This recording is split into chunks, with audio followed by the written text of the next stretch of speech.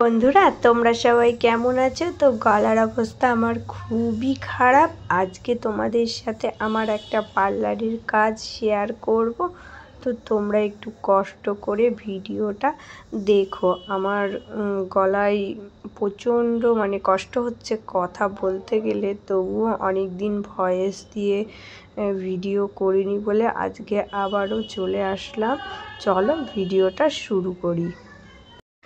প্রথমেই দেখো আমি চুলটা কিন্তু শেয়ার করছি। তো এই যে এই চুলটায় আমাকে সামনের দিকটা পার্টিশন করে ভাগ করে নিতে হবে।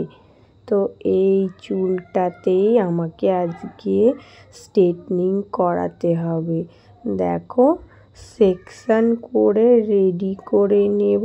তো সামনের এই চুল কটাই শুধুমাত্র স্ট্রেটনিং করে এটা কাটিং করে একটা অন্যরকম লুক আসবে, তোমরা পরে দেখেও বুঝতে পারবে। তো আমাকে বলেছিল যে সামনের দিকটা এরকমভাবে করে দেবে। তো আমি বলেছিলাম আচ্ছা ঠিক আছে, চলো তাহলে এবার কাজ শুরু করে দিই। প্রথমেই দেখো আমি চুলটা কিন্তু শেয়ার করছি। তো এই যে এই চুলটায় আমাকে সামনের দিকটা পার্টিশন করে ভাগ করে নিতে হবে। তো এই চুলটাতেই আমাকে আজকে স্ট্রেটনিং করাতে হবে।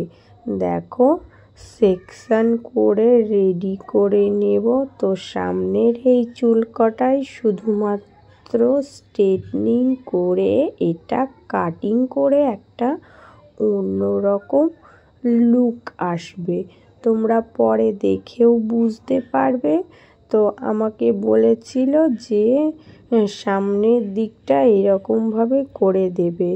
তো আমি বলেছিলাম আচ্ছা ঠিক আছে, চলো তাহলে এবার কাজ শুরু করে দিই। দেখো বন্ধুরা, এই চুলটা পার্টিশন করে নিয়ে ক্রিম অ্যাপ্লাই থেকে শুরু করে যা যা করতে হয়।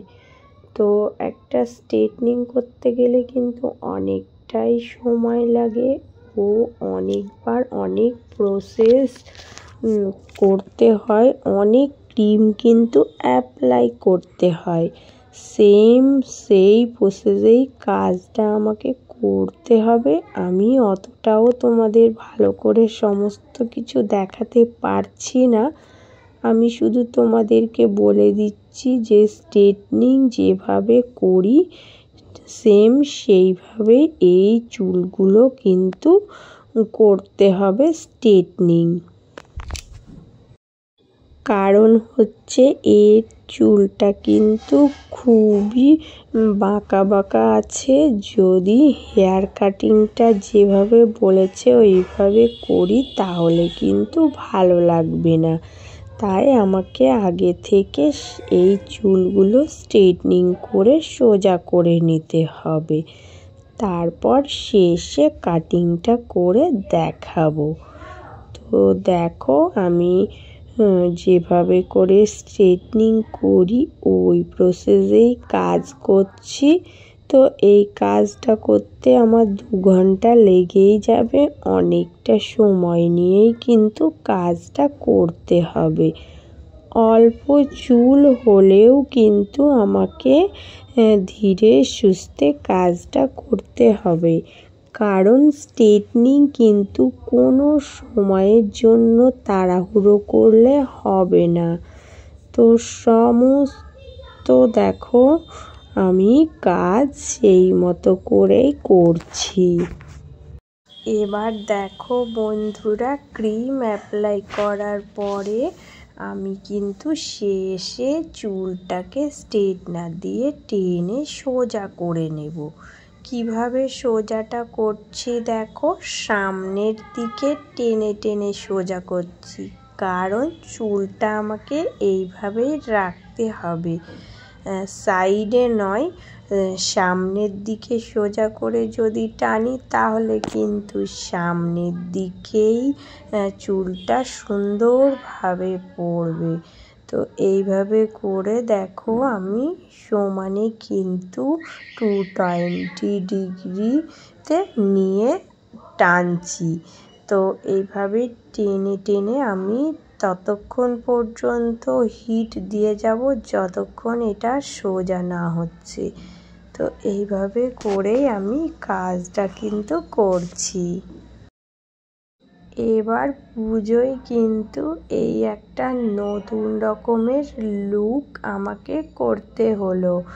তো কাস্টমার কিন্তু যখন যেটা ডিমান্ড করে সেই ডিমান্ড অনুযায়ী আমি কাজটা করে দিই। এই কাস্টমারটা আমাকে একটা ছবি দেখে বলেছিল আমার সামনের চুলটা এইরকম একটা লুক করে দিতে পারবে? তো আমি বলেছিলাম একদম পারবো, কেন পারবো না, আমি তো স্ট্রেটনিং করেই দিই, তো সেই মতো করেই করব।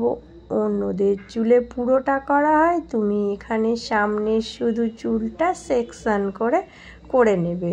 তো সেই মতো স্ট্রেটনিং করার পর তোমার আমি চুলটা সুন্দর করে কেটে একটা লুক দিয়ে দেব। তো সেইভাবেই আমি আজকে এই কাজটা করে দিলাম। তো বেশি কিছু আমি তোমাদের সাথে আজকে শেয়ার করতে পারলাম না, কোনো প্রোডাক্টই আমি দেখাতে পারলাম না। স্ট্রেটনিংয়ের যে প্রোডাক্টগুলো ব্যবহার করে স্ট্রেটনিং করে থাকি ওই প্রোডাক্টগুলো দিয়েই আজকে আমি কাজটা করে নিলাম। ফাইনালি শেষে কিন্তু আমি কাটিংটা করে তোমাদেরকে দেখাচ্ছি। হ্যাঁ, তো চলো বন্ধুরা, তোমরা দেখে বলো এটা কেমন হয়েছে, আজকের লুকটা তোমাদের কেমন লেগেছে। তো এবার পুজোয় একটা নতুন লুক আমি তোমাদের সাথে শেয়ার করলাম। এটা আমার পার্লারের কাজ ছিল।